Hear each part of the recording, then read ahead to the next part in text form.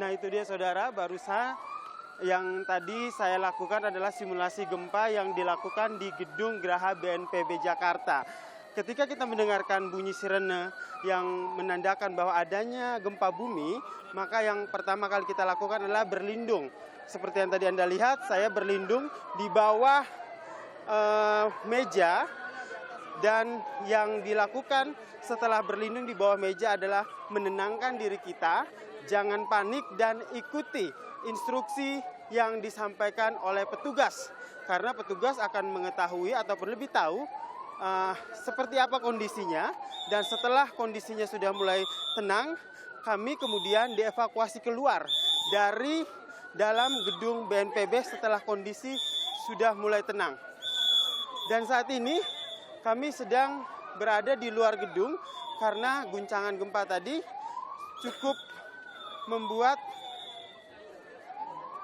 kami merasa takut, dan seluruh warga ataupun orang yang berada di dalam gedung pun harus keluar seperti ini.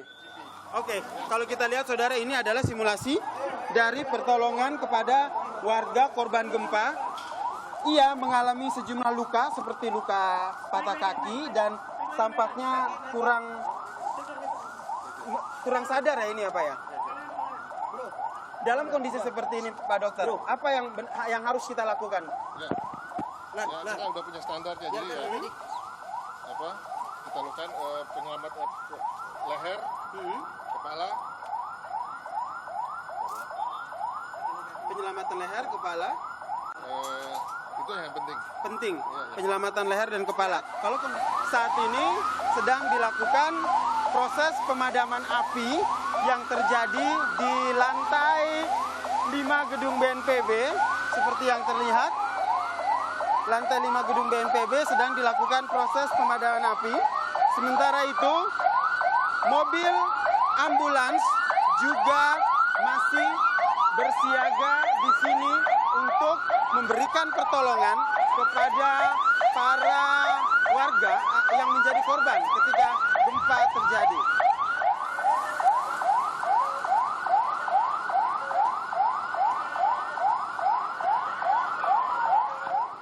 Dan sudah bersama saya Pak Willem. Pak, kalau kita lihat ini sedang dilakukan simulasi apa nih dari lantai 5 ini, Pak? Ya, jadi skenarionya adalah kita mengalami gempa. Gempa itu menyebabkan korslet listrik sehingga terjadi kebakaran. Jadi kita akan menguji bagaimana peralatan, kesiapan personil, apakah mereka semua yang ada di gedung ini paham dalam merespon situasi darurat ini. Dan api juga telah berhasil dipadamkan oleh tim pemadam kebakaran. Yang juga harus diperhatikan adalah bagaimana warga yang berada di dalam gedung juga harus sudah terevakuasi di titik kumpul yang aman. Jadi yang perlu Anda perhatikan saudara, ketika terjadi gempa di dalam gedung dan Anda saat itu berada di dalam gedung tersebut adalah yang pertama, jangan panik.